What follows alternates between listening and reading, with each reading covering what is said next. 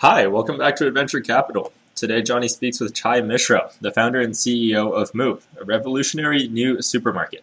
After going through Y Combinator in 2017, Move launched a Wefunder campaign, raising $580,000 from 609 investors. In this episode, Chai outlines his vision to build a more equitable and ethical retailer, and shares how his Wefunder investors have become his most valuable customers.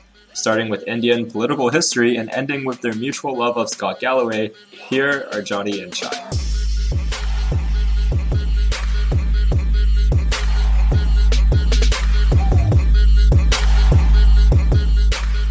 Chai, welcome to the podcast. Thanks for having me, Johnny. Yeah, absolutely. Let's get started maybe with your personal background. Who is Chai Mishra? How did you come to be on this podcast today? Oh, wow. Already unprepared for the first question. No. As you said, my name is Chai Mishra. I am the founder of a company called Move. My backstory, what led me up to being on this podcast, which undoubtedly is the peak of my life so far. Thank you. The way this happened was I grew up in India, and I grew up just to set the right frame for this. I grew up immediately post liberalization, just when India's economy was opening up, and all of a sudden new companies were coming in, and basically everybody was quitting their job at the government and starting. On that note, just as an aside, what was liberalization in India? Was there one prime minister who said, we're gonna liberalize India here? Or I didn't know that phrase, or that there was kind of a turning point. Sure. No, this was, and this is kind of a really important sort of inflection point, a kind of a watershed moment in Indian history was 1991. India had followed this really strict policy of being a closed off economy, sort of in the way that Japan was in the 80s and 90s. But this idea of we're going to build homegrown, and we had a bit of a past, as you might be aware of. With allowing as a Brit, unfortunately, I am aware of that part. And then there was a lot of 5-year plans, right? Like Nehru and post independence. There was a lot of kind of very tight government central planning. Exactly. I mean, you kind of nailed it. Where the idea was to really prop up homegrown industry and to have exert an incredible amount of central planning and government-owned industry. And the idea was around 1991. We had about a month of. I think the strategy worked in a lot of important ways. I think, and you can sort of compare India to a couple other. There was a second boom of country creation in the 40s, where immediately post World War II, all of these new countries were getting created. And India took a very specific path, and you can kind of look back and look at how that performed against a couple other companies or other countries that are much more open with their economies. But I think it worked out quite well for India. But around the mid 90s, we were out of foreign exchange. We had about a month of foreign exchange left, and the economy was really crumbling. And so at the time, the Indian government decided, they called it LPG, liberalization, privatization, and globalization. And they basically transformed India from being a fairly closed off, very central planning, bureaucratic, very parliamentary, I'm just throwing out adjectives that kind of construct the image in my head, this very specific type of economy to being what we see India as now, which is the fastest growing economy in the world. Capitalist, yeah. Exactly. And so we did a couple of things. Firstly, the government sold off large parts of industry. So the government of India had a steel department, the government of India had a copper department. That all started getting sold off to private industry. For the very first time, they allowed new brands to enter, or new companies to enter into India. So that, for the generation of kids that I'm a part of, that was a major moment, because we were the generation that saw, and it's weird how this gets embedded into your psyche, and then you start a company 25 years later that does this. We saw, when I was growing up, there was one brand of cereal. Nobody said, I'm going to go get cornflakes, and then somebody would ask you what brand of cornflakes. It was just cornflakes. There were two cars, no joke, the two brands of cars on the streets when I was growing up. And then it went from that to, in about a 5 to 10 year period, all of a sudden there was this huge boom, and all of these new brands came into India, and it really changed around the mid 90s and then sort of early 2000s. And so it's so interesting to me, to your kind of story, your personal story, and like as the founder of Move, you're kind of starting here in India with this LPG kind of moment. So how important to you, and it's interesting you talk about the psyche there. So I went to Africa before going to university for a year. And, I can sometimes on an interview like this, I'll tie the fact that I went to work for a non-profit, Akiva, doing international development, to that time in Africa. But I actually I don't know if it was that. Like, do you really think it was like that experience for you as a kid in India is why you're an entrepreneur? Or it's quite interesting to hear you kind of almost start with that as like the narrative that got you to this place. Well, I think this is another podcast where we need to go into sort of how the role in narratives play and kind of how applicable they are and how much there's construction. And, you know, we should probably invite my therapist on and just, I think that there's definitely a lot to go into regarding that. I think it's a little interesting where I think there's definitely part of it that kind of becomes the way you tell your own story. And me being from more than just being from India, I think it's about a combination, a cross-section of time and place to me, India in the 90s was a very specific place to be. It's in the way that people describe being in San Francisco in the 1960s or something like that. Yeah. It was a very specific occurrence and very specific, again, just time and place to be. So I do think that affects it, but I think the other part of the story that is relevant is how my family was sort of personally involved in that, where around that time, the same year that I was born and the same year that India was going through all this liberalization, my father left his job at the government and started his own business. He started a small trading company out of the basement of our house. And so all of my earliest memories, my mom's a school teacher, was a school teacher at the time. And so she would go have a real job. And my father was running this trading company off the basement of our house. So 100% of my earliest memories are in warehouses and in steel mills and cement plants. And these like the warehouse you're in now. Much like the warehouse that I'm in now. And so in that way, you know, with me, the story is almost so heavy-handed. It sounds like bad writing in a movie is because I grew up around them and it just... I feel very comfortable in industrial spaces. This was set off camera right before this. As you said, that where I'm sitting right now seems like the setting of Saw 5. And funny enough, that's how most people would see it. To me, it feels so comfortable. I think because of, again, just the settings of where I grew up, you know, my dad would have to take us, my sister and I, with him on a lot of business trips because we didn't have a babysitter, and we'd just be in the back of the car looking out the window as my dad was meeting with people at, again, a cement plant or something like that. Yeah. And so that kind of got lodged in my head. Fast forward 17 years, I come out to America to go to school. And, you know, I was pretty sure by that point. To go to school, to go to college? To go to college, exactly. Okay. So you were kind of in India all the way through until the age of 18 or so? 17, yeah, exactly. I did my entire life. I lived in that same house and moved really to go to school and moved directly to San Francisco or to Berkeley.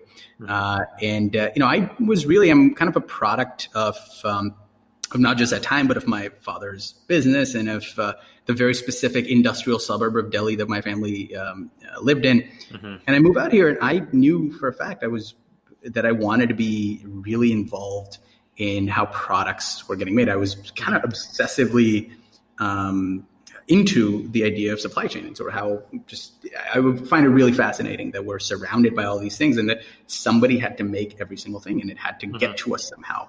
So that's what I went to school for. I signed up for the mechanical engineering program at UC Berkeley, thinking that I was going to graduate and work in supply chain or something like that. And 6 months in, I started tapping out. I just couldn't do it anymore. 6 months in, it became clear to me that the program was really built towards trying to, as a fast track, to try to get a job at Tesla, much more so try to get a design job at Tesla than what I wanted to do. I wanted to be on a factory floor. I wanted to be in a steel mill somewhere. This can get into my own sort of weird, sort of cyberpunk, just whatever kind of art I appreciate. But I do think I find an enormous amount of beauty in manufacturing. I just think it's one of the most gorgeous things ever. If you're a 4-year-old kid and you see iron getting smelted for the first time, or you see you know, liquid metal flowing through a furnace, that's one of the most beautiful. It's just another reality. And I was so obsessed with it, still am, that's what I wanted to do. So I dropped out, 18 years old, and I dropped out of the UC Berkeley mechanical engineering program. I just started working. And my goal at the time was just to work in as many different manufacturing and supply chain jobs as I could. I got lucky that around the time that I was 18 was sort of the first boom of direct-to-consumer. It was really taking off. There were a lot of these companies that started to question the core supply chain of a lot of day-to-day products. And so they started to go, hey, why don't we manufacture our own products and ship them directly to people, that kind of thing. So with no skills and no college degree, got lucky just because of what the time was. And I was able to get a job working in supply chain. First job I had was in China. I was 18 years old and I moved to Shenzhen. My job was working with American and European startups, so building sort of hardware products and helping them get manufacturing done, helping them get distribution, warehousing, all of that. Basically everything that goes into you deciding that a product needs to exist and then you shipping the very first units of it. Mm-hmm. So I did that in China. From there, I kind of found myself, just to fast track through the rest of this, I found myself in this really interesting position where I would join the companies that I was working with for 6 months to a year at a time in a new country, completely new supply chain, completely new product. Mm-hmm. I worked on everything from military-grade exoskeletons in America to coffee machines in Germany. And I would spend 6 months to a year in a new city, in a new country, and my whole job would be the same thing. I was with a very specific purpose. I joined the team, it's 5 to 10 people. They have a very specific idea for something they want to build, and they tell me, all right, go get it made. Go get the. How did you join that team? Like, how did you join the coffee company in Germany? I mean, you don't have a college degree. You just email them, hey, I want to come work for you, or how does that work? It's a really great trick, Johnny. It's called lying on your resume a lot. Okay. But no, I was able to, and so the specific story of the coffee company in Germany, I was doing a project for them. So I was working with this company, the one in Shenzhen. Their job would be, you want to build a coffee machine, and they would go out and find the right factory in China and make sure that it got made and the designs were right and all that. And they came in as clients. And I worked with them for a couple months, and they liked me enough, and I liked their mission enough, where I ended up hopping and joining them. Got it. And so it's kind of relationships that, in that particular example. Pretty early on, I realized I was not going to get picked off a stack of resumes. If I wanted a job, it had to come through relationships. And so that's how that one happened. And that's kind of all of them happened. One job would lead to the other and to the other. And then where does Move come in? So about 4.5 years into doing that, basically all of the time that I would have spent in college, it started to become clear to me. I was kind of seeing a pattern that a lot of these companies were really focused on trying to talk about the specific value proposition of their coffee or the specific value proposition of their product. And they weren't paying enough attention to the supply chain that made it special in the first place. I was much more interested in the process of how these products were getting made than the products themselves. And so I wanted to start a company that just had a lot to do with that process. I just wanted to start a company that could fundamentally alter or at least re-examine how daily products are getting made and how they're getting brought to people. So I decided to go out, do it on my own, and Move from the very beginning. It's sort of been a unique company. The core idea hasn't actually changed that much. We came out with in early 2017, and the very first idea was, let's build a direct-to-consumer supermarket. Let's build a supermarket that works directly with the greatest people in the world, makes an incredible quality product, and then is able to ship it straight to the consumer and cuts out all the middlemen and cuts out all of the supply chain inefficiencies along the way. So Move was sort of a direct product of working with these companies and not loving how they were approaching them. So that's how it came to be. And so, tell us more about, what the company, what you guys do. And I think you mentioned it sounds like there's been some iterations along the journey. You've been working on now for, I guess, three years or so. Give us a high level overview of Move, and then a little on the journey so far. Absolutely. Move is really the core idea the Move stems from is the sense that commerce, in the way that it's practiced, online or offline, however you want to look at it, is not as good as it can be. We believe that we can take all of commerce and make it more efficient, make it more ethical, and make it more enjoyable. So the question was, how do we go about doing that? One idea that we've really built up on is a sense that currently the way in which commerce works, and you can look at Amazon or you can look at Walmart, and they sort of both work in the same way. It's this marketplace model, this Wild West marketplace where anybody can sell products, and the company just sort of sits, Amazon just sits in the middle, Walmart just sits in the middle as a facilitator of the transaction. We believe that there's an alternate version of commerce to be built where the company that's selling you the product is the company that made it. That company actually owns the entire supply chain from beginning to end. And what you can do when you do that, so essentially what I'm saying is Move is like Amazon if everything on Amazon was Amazon branded and was actually created by Amazon. So the idea, which Amazon is obviously, and there are supermarkets that have a lot, and it's interesting for me. Like I think of Marks and Spencer in the UK, which is like I think almost all own label. Amazon is kind of more and more is kind of Amazon branded products. So how is it kind of we're doing that, or in that case, then how do you differentiate? Is there a difference in the business model where you're vertically integrated kind of more than Amazon own branded products are? Or is it... No, I think that's an excellent question. I think there's a great analogy over here that I think sort of perfectly highlights what we're thinking about. You can look at smartphones. I think smartphones are a perfect analogy of this.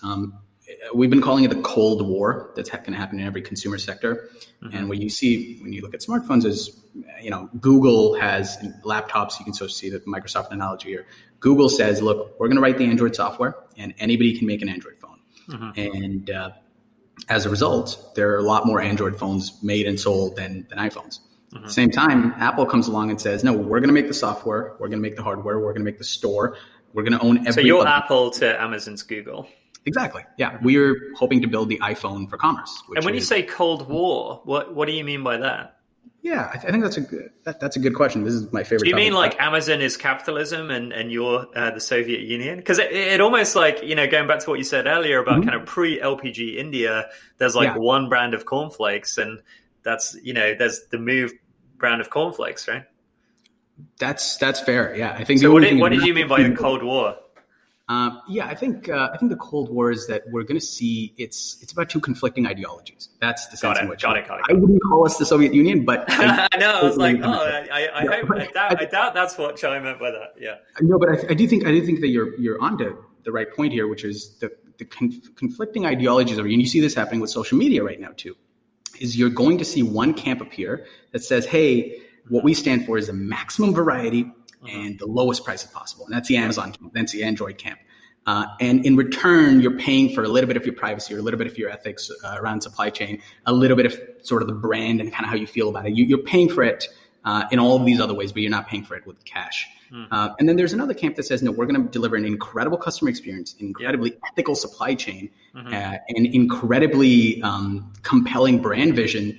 But it's going to cost a little bit more. I think you're seeing the same thing appear with smartphones, of course, the Android and iPhone. You see the same thing with laptops, the Mac and the whatever. I think you're seeing the same thing with social media. Facebook has clearly taken a path of wanting to be, hey, we're going to be the open-ended marketplace and anybody can post anything. We will not correct any. We have nothing to say about it. It's a Wild West marketplace of information. But then Twitter comes along and I think you're seeing them go towards this. They're thinking more and more about a paid version of Twitter. Authenticated identity. And I think there are a lot of people doing, I don't want to make this about Twitter, there are a lot of people doing compelling work around that. You've interviewed some of them. I really think that what you're going to see with social media as well is the same idea, is that there's the open-ended, cheap, free marketplace model where you are sort of signing up to have your privacy invaded and signing up to see a lot of false information, but you don't pay anything for it. And there's a paid version where it's in line with your ethics, the customer experience is dramatically better. And that's the analogy we see over here. We understand, let's go back to the smartphone idea, and I think we can apply it to commerce. iPhones are only about 14 to 15% of the phones sold in the world, but they make up for about 50 to 60% of the profits in the industry. And I would say an even larger amount of the thought leadership and a larger amount of the significance in the market. Similarly, we don't think that we're going to be selling more product than Amazon because we're not interested in selling knockoff Gucci. And we're not interested in selling a lot of the crap that is sold on Amazon, a lot of the crap that's sold in Walmart. But what we do believe is that we can sell to a much smaller portion, sell fewer products to fewer people, but still capture a lot more of the thought leadership and hopefully capture a lot more of the profit in the industry. So what we're trying to build is we're not trying to put Amazon or anybody out of business. All we think is that it's ridiculous that e-commerce, I believe, is the most important industry in the world, and that it is almost half of it is owned by one company. If there was ever a sign of market failure, it's right there. That the most interesting timing with Bezos appearing in front of Congress last week. Right? Do you think they're gonna break them up? I hope they do. I think it's seems. So I was listening to a podcast the other day, and they were like, basically Bernie Sanders said, let's break them up. And Trump said, break them up. And if this is like, it's that Were you listening to bipartisan, Pivot? like it seems, what was that? Were you listening to Pivot? Yeah. I love like that Pivot. podcast. Scott Galloway, he's a smart the dude. greatest. Smart dude. The greatest. Yeah, I mean, second greatest podcast taste. After, obviously, President Galloway excluded. Pivot plug. Did you, by the way, listen? Scott Galloway did a Wefunder plug recently. What? On Did you not Pivot? hear that? What? I love it. That's amazing. Oh, I've got to. You gotta. No. Yeah, we need to get him. We don't want to be sending free listeners to any other podcast. This is that's right. Stay on a bench capital. You're good.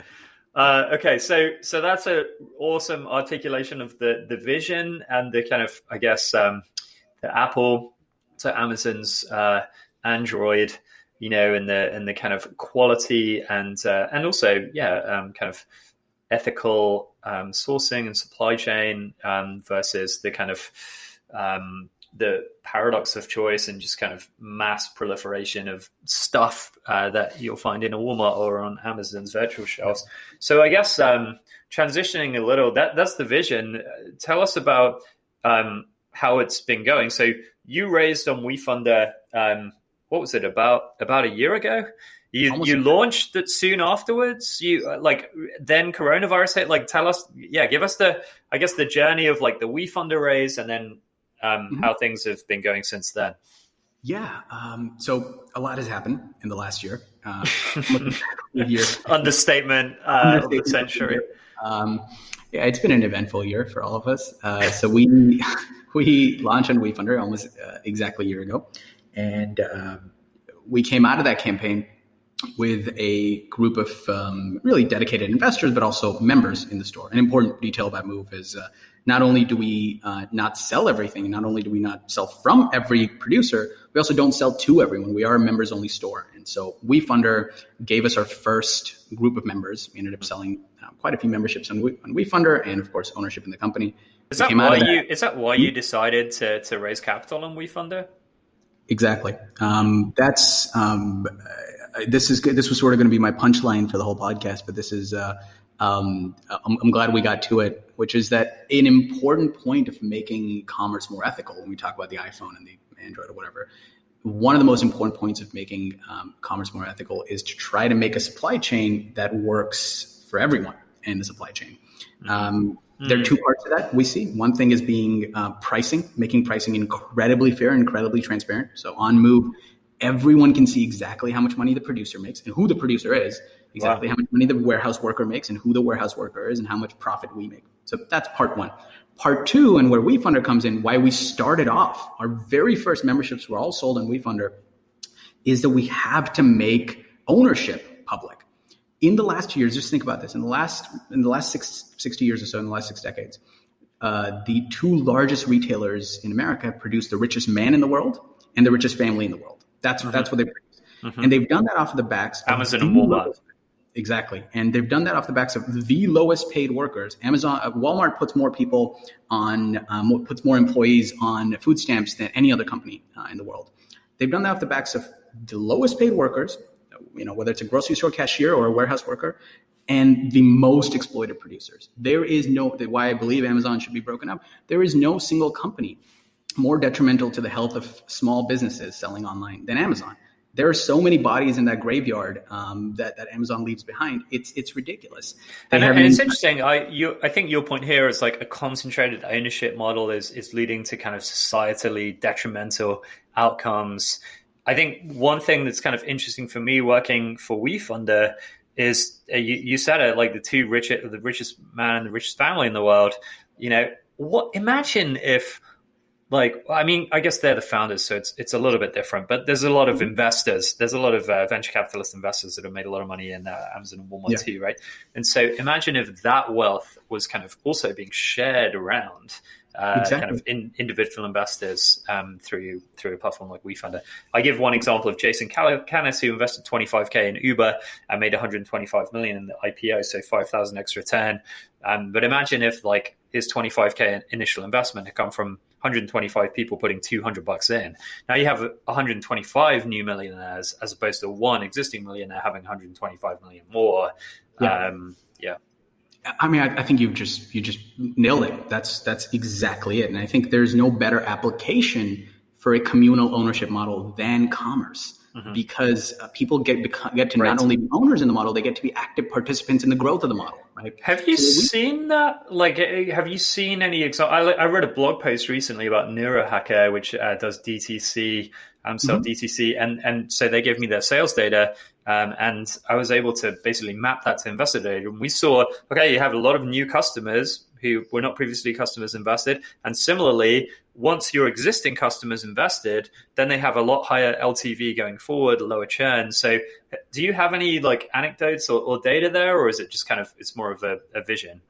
No, we've seen this. The data is really interesting and sort of strong here where, so we, in total, just to go back to the story piece over here, we sold 5,000 years of membership in the last 3 months of 2019. That was split between the Wefunder campaign and then just general sales on our own website and sort of other non-equity crowdfunding platforms.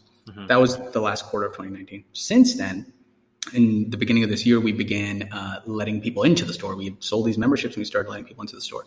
So we now have about 5 months since mid-February of 2020. We have 5 months of sales data. And what we've seen is that a person is dramatically more likely to make frequent orders, to stick with the service even if there's a problem, to refer new people onto our wait list if they're an owner in the company than if they're not. That's awesome.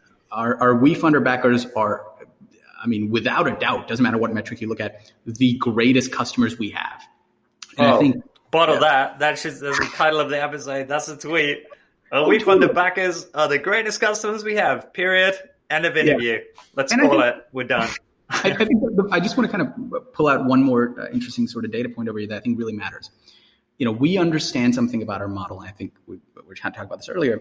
We are not going to win the battle of users. That's not a battle to be won. We have a company, again, because you're a Scott Galloway fan, I'm going to rat off some Scott Gallowayisms. More people have an Amazon Prime membership than have landline connections or than have cable networks, cable connections in America. We're not going to win the battle of getting a Move membership to more households than have Amazon Prime memberships. Same way, iPhone's never going to sell, or Apple's never going to sell more phones than Android phones. Android's going to win because there's just more Android phones made. But what we can win on is how those individual members interact with Move. So what we're already seeing is that the average Move member spends double the amount every year than the average Amazon customer does. And this is off the back of 125 products. That's all that we sell right now. And so as we start to add more categories, as we start to add more products, we expect that number to really grow. So we're really staking our claim on a small group of incredibly dedicated members. We're really not trying to, for reference over here, we have 130,000 people on our wait list to become members. And we're not letting them in because we are more interested in getting these members the greatest experience we can. And in financial, purely business terms, in trying to get them to a place where they're making all of their purchases through Move, as opposed to just trying to get more people who give us $10 a month.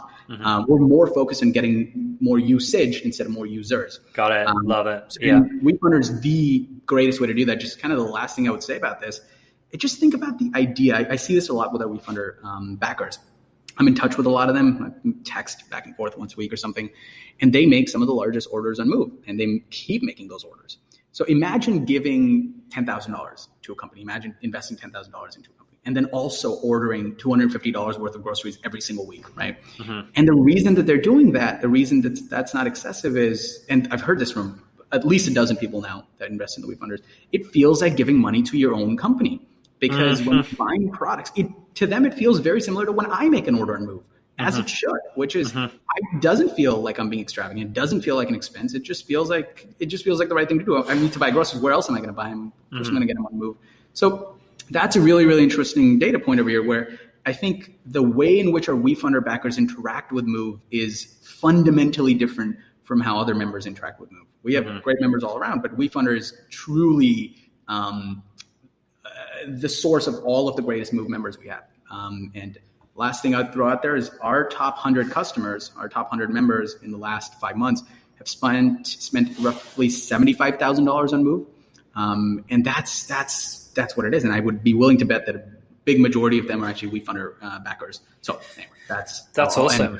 Love hearing that. That is very much our vision, right? And I'm always saying, like, if you're a consumer-facing company, like, you've really gotta consider carefully running an equity crowdfunding campaign at this point. Yeah. And so, yeah, you'll have to share that data with me. I'd love to do a case study on that specifically at some point, maybe. But so a couple of last questions here. Firstly, how have you guys been affected by coronavirus? Yeah. So we had there's a lot of talk at the beginning of the virus around people wanted to talk about coronavirus on their social media, but they didn't want to become a coronavirus company or whatever it was. Mm-hmm. People were afraid of. With us, honestly, we were born directly into the pandemic. We started shipping in the last week of February. That was when February 26th, I believe, was when the very first Move boxes went out. Wow. And by mid-March, the whole country was in lockdown. Yeah. So, our history tracks so perfectly with the history of coronavirus. That in some ways, we don't really even have any data that's non-coronavirus data. But here's how it's affected us. On one side, demand has been understandably increased. And we saw in the early days of it, we saw some pretty crazy stockpiling happening. People, which is sort of funny given the types of products we sell. People, buying 20 things of matcha or 20 things of jam or something. It's pretty funny. We got that. We saw, we already see a very large average order. But then especially in the first weeks of the pandemic, we were seeing orders. Our largest order any given week was about $1,200 or something. $1,200 on groceries is a lot of money.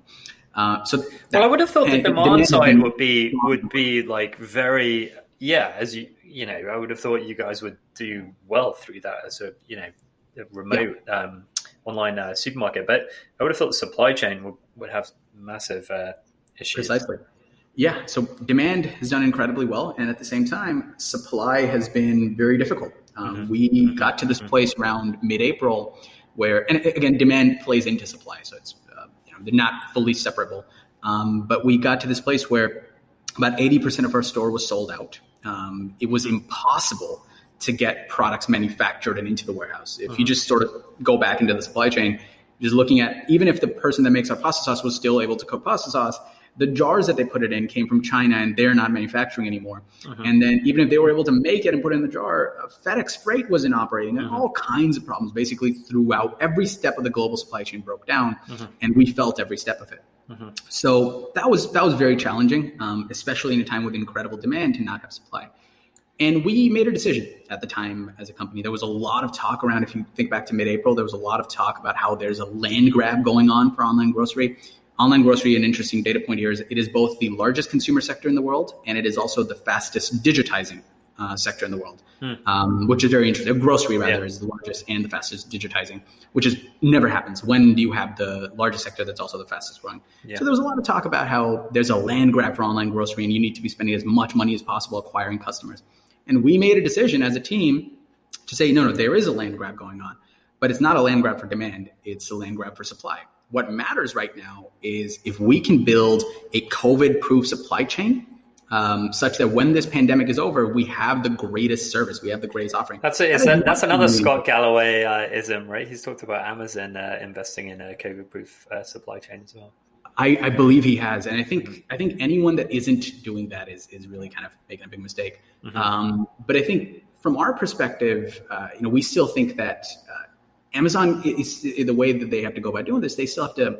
It's about editing their existing model, right? Because I'll give you a standard example, which is an Amazon distribution center is laid out in the way that it's laid out, which is it's got 7 million or so products on the site. People need to be able to, so you have one person that's packing an order needs to move around the warehouse, pull everything together and get it into one box and ship it out. They're locked into those systems. They can edit things. They can add better testing. They can do things like that. But the fundamentals of the supply chain or the fundamentals of the pick and pack, for example, are not built in a COVID-friendly way. We have the opportunity, because we're, again, born into the pandemic, we have an opportunity to account with the benefit of the knowledge of COVID. So what we're doing, for example, is, again, land grab for supply. So we moved to a model where we just focus entirely on launching new products, bringing products back into stock, and opening distribution centers. We've opened up one in San Francisco, a pretty large one, just south of the city. And then we're opening up another one next month right outside of New York City. And we've got a couple more in the pipeline. And the entire idea right now is to build in a way that's completely COVID proof, whether it's the architecture inside the warehouse or the supply chain around it. We're doing a lot to fund, essentially to write preemptive checks to our producers to make sure they can keep the lights on, or doing things like getting in to their production timeline, where a lot of our producers are restaurants. So the downtime that they're having, can we use their kitchen in that time to get products made, that kind of stuff. So I do think that there's a difference where right now, anyone that's trying to adapt, any retailer that's trying to adapt to COVID is editing something huge that they've already built. It's the same reason that old retailers weren't able to compete when e-commerce came about, was because they had this humongous infrastructure of stores. And it would have required dismantling the whole thing and rebuilding warehouses. Similarly, Amazon or any e-commerce retailer is pretty locked into the system that they have, unless they scrap that and start over. So we have the opportunity here where we can build with the knowledge of COVID. But yeah, so we think it's a land grab for supply. We think our entire focus right now should be building a better supply chain. So that's what we're doing. We're supporting producers. We're building new distribution centers in a way that's staunchly anti-COVID.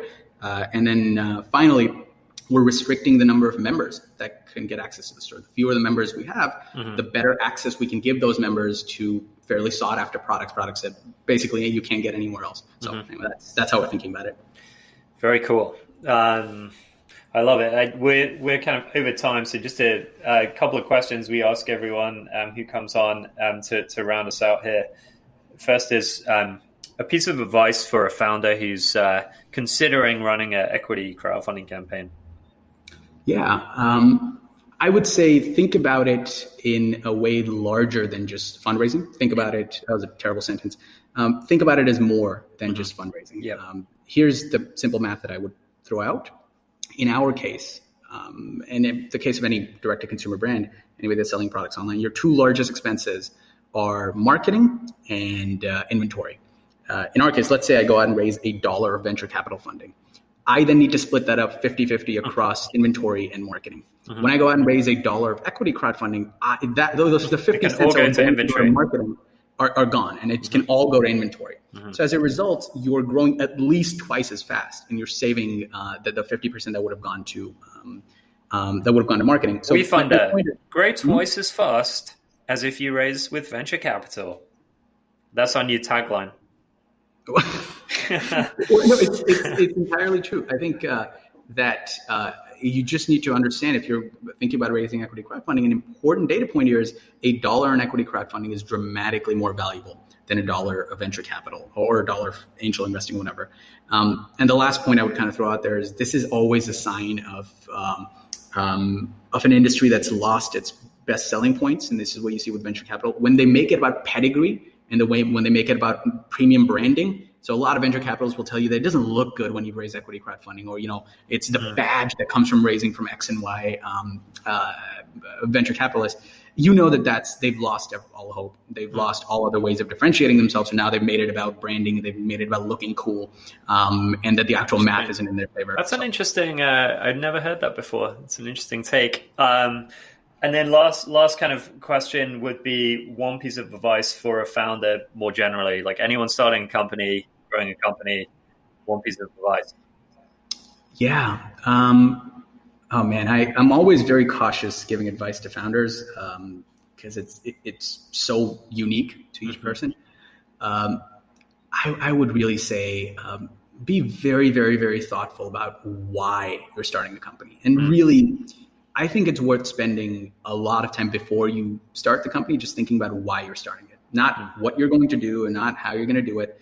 Spend a lot of time on the why for why you're starting this company. And the simple reason for it is it doesn't matter who you are and doesn't matter how good you are at what you do. You are going to reach a point when it's incredibly easy to quit and incredibly hard to keep going. And the only thing that could really pull you out of that, it's not going to be more money. It's not going to be any of that. You reach these incredibly dark moments in the life of a company. And the only thing that can pull you out of it is just I wrote it down and I look at it often of why you started the company, why you believe that this is the right thing to do. Give us your why for Move. I mean, you kind of alluded to it earlier, but that would be a beautiful note to end on. Sure. Well, I believe, because of my upbringing and because of my background, I believe commerce is the most beautiful representation of human collaboration and human interaction. And I believe at the same time that commerce can get quite easily corrupted and can become a tool for exerting power and for exploiting one person for the benefit of the other. So I see it as my job, and I see it as my company's job, to make a better, fairer version of commerce that can return it to that sort of beautiful expression of human collaboration. So I see what Move does, and I see the only thing I'm interested in being involved in my life is trying to make commerce more ethical and trying to make commerce fairer to everyone that's involved. So yeah, that's why I keep doing it. And I think I am able to look back in the darkest moments and go, all right, well, is commerce any fairer today than when I started? And unfortunately, the answer is always no. It seems to only have gone further down the path of what I hate. So I keep going. And that gets me through days when it feels like we're going to run out of money, or days when it feels like it's just more work than I can handle.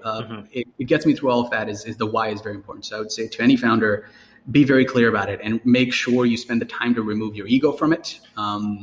Make sure that you're able to see your ambition minus the ego of just wanting to be famous and minus the ego elements of wanting to have a lot of money.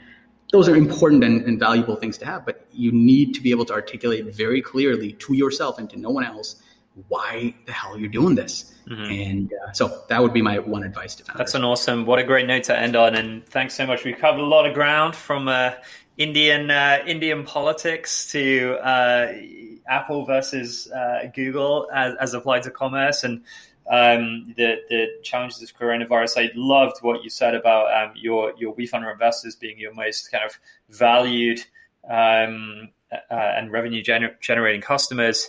And then lastly, the why is a really awesome note to end on. So Chai, thanks so much. It's been such a pleasure to interview you, man. Chai Mishra is the founder and CEO of Move, and Johnny Price is the head of fundraising here at Wefunder. If you'd like to find out more about Move, visit shopmove.co. Adventure Capital is, of course, brought to you by your fundraising team here at Wefunder. We thank you for listening, and next week we'll speak with Maxime Tuchman, the founder of Caribou.